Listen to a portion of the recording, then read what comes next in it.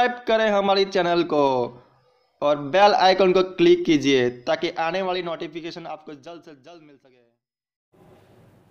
Hello students, good morning. तो इससे पहले मैंने आपको 10 क्वेश्चन करवाए थे, 11वां क्वेश्चन अभी है, इसमें लिखा हुआ है। तो in the following figure angle 1 adjacent CENT to angle 2 give reason है। ये आपको बताना है कि एंगल 1 और 2 ये एडजस्ट एंगल है या नहीं है। तो एडजस्ट एंगल के अंदर ये इस तरह से एक जो वर्टेक्स है वो कॉमन होना चाहिए। ये तो इन दोनों का कोई वर्टेक्स कॉमन नहीं है, इसका वर्टेक्स अलग है, इसका अलग है।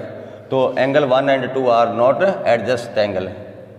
क्यों नहीं है एडजस्ट एंगल? नहीं है because their vertex is not common. तो इनका जो वर्टेक्स है वो कॉमन नहीं है, इसलिए ये एडजस्ट एंगल नहीं है। तो इस तरह का होता है ये आर्म कॉमन होगी और इस एंगल के लिए ये पॉइंट वर्टेक्स कॉम यूज हो रहा है और इस एंगल के लिए भी यही हो रहा है। तो इस तरह का जो एंगल होता है वो एडजस्ट एंगल होते हैं। ये एंगल और ये एंगल एडजस्ट एंगल है, लेकिन इसमें वर्टेक्स कॉमन नहीं है। Question number 12, find the value of the angles X, Y and Z in each of the following. तो यहाँ पर आपको वैल्यू बतानी है, तो यहाँ मैं सॉल्व कर देता हूँ। ये देखिए, ये वर्टिकल अपोजिट होते हैं और हमेशा जब भी two lines intersect each other at a point है then the vertical opposite angles are equal. तो ये दोनों वर्टिकल अपोजिट एंगल, तो x की वैल्यू यहाँ पर हो जाएगी 15। अब देखिए ये x और y स्ट्रेट यानी कि स्ट्रेट एंगल है, लीनियर पेयर भी बोलते हैं। तो इसकी वैल्यू 180 डिग्री होती है। तो यहाँ पर ये x है, तो x plus y is equal to 180 degree, क्योंकि लीनियर पेयर है, इसलिए इन दोनों का जो ऐड है वो 180 हो गया। x की वैल्यू हमने फाइंड कर ही ली है, कितनी है 55 डिग्री। तो x की जगह 55 पुट करेंगे plus y is equal to 180 और y की वैल्यू ये 55 इधर चला जाएगा तो ये माइनस का हो जाएगा। y इज इक्वल टू इधर इस साइड में ऐसे 55 कम कर लो, इधर से कैरी लीजिए 7 8 10 बन गया, 10 में 5 गया 5, यहाँ 7 में गया 7 में 5 गया 2, 1 का 1 आ जाएगा। तो y की वैल्यू आ जाएगी 125। अब यहाँ पर z की वैल्यू, तो ये z है और y इक्वल है, z is equal to y, क्योंकि ये वर्टिकल अपोजिट एंगल और ये वर्टिकल अपोजिट एंगल इक्वल होते हैं, इसलिए z इज इक्वल टू कितना आ जाएगा 125। जितनी वैल्यू y की होगी उतनी z की होगी। नेक्स्ट क्वेश्चन ये देखिए, इसके अंदर तो ये एंगल और ये एंगल दोनों इक्वल हैं, क्योंकि ये वर्टिकल अपोजिट एंगल है। तो z की वैल्यू आ गई यहाँ पे 40। अब इसकी वैल्यू 40 आ गई इतने z की, तो y की क्या होगी? तो z plus y is equal to 180, क्योंकि ये लीनियर पेयर बन गया इतना पूरा का पूरा 180 डिग्री होता है। लीनियर पेयर लिख देता हूँ, आगे कारण है।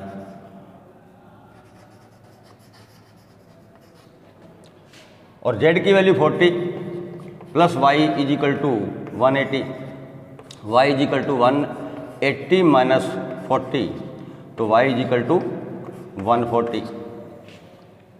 तो y की वैल्यू अब ये आ गई हमारे पास 140। अब ये देखो, ये y की भी आ गई, z की भी आ गई, रहेगी x की।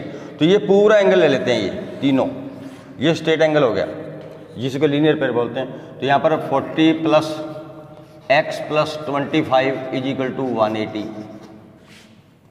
तो x प्लस 40 और 25 को ऐड करो तो 65 इज इक्वल टू 180। तो x is equal to 180 minus 65, minus करोगे तो ये आ जाएगा 5, क्योंकि 10 0 में से 5 जाते हैं तो कैरी लेंगे, तो आ जाएगा ये 10 में से 5 गए 5, यहाँ पर आ गया 7 में 6 गया 1 और 1। x की वैल्यू आ गई 115, y की भी आ गई हमारे पास, ये निकाल लिया हमने, और z की ये सीधी आगे वर्टिकल अपोजिट एंगल के कारण। अब आगे थोड़े फिलअप है, fill in the blank. If two angles are complementary then the sum of their major.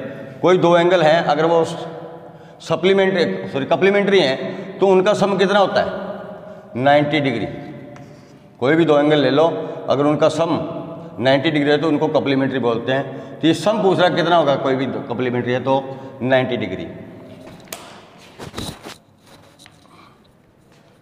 If two angles are supplementary, यानी कि अब सप्लीमेंट्री आ रहा है, then the sum of their measures, तो कोई दो एंगल है सप्लीमेंट्री तो उनका सम कितना होगा, तो ये 180 डिग्री होता है। कप्लीमेंट्री का 90, सप्लीमेंट्री का 180। Two angles forming a linear pair, कोई दो एंगल हैं तो वो लीनियर पेयर बना रहे हैं तो उनको क्या बोलते हैं, सप्लीमेंट्री। ये स्पेलिंग लिखी हुई है सप्लीमेंट्री। 180 है, सप्लीमेंट्री है तो 180। If two adjacent angles are supplementary then they form a linear pair. किसी भी दो एंगल का जो सम है या सप्लीमेंट्री है तो उनको क्या बोलेंगे, लीनियर पेयर। इस तरह का कोई भी दो है, एक ही हो गया, एक ही हो गया, ये पूरा ये सप्लीमेंट्री होता है तो इसकी जो वैल्यू होती है 180। इसको लीनियर पेयर भी कहते हैं। क्या बोलते हैं, लीनियर पेयर।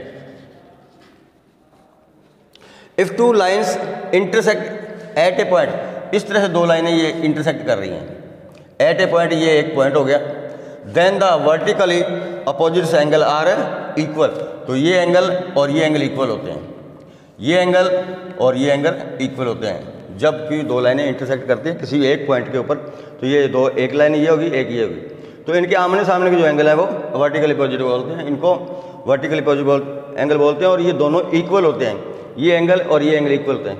चारों एंगल इक्वल हो भी सकते हैं और नहीं भी, वो इस पोजीशन में होंगे जब एट राइट एंगल करेंगे, नहीं तो ये एंगल और ये एंगल, ये चारों एंगल इक्वल कभी भी नहीं हो सकते, लेकिन अपोजिट एंगल इक्वल होंगे। If two lines intersect at a point and if one pair of vertical opposite angles are acute, अगर दो लाइनें इस तरह से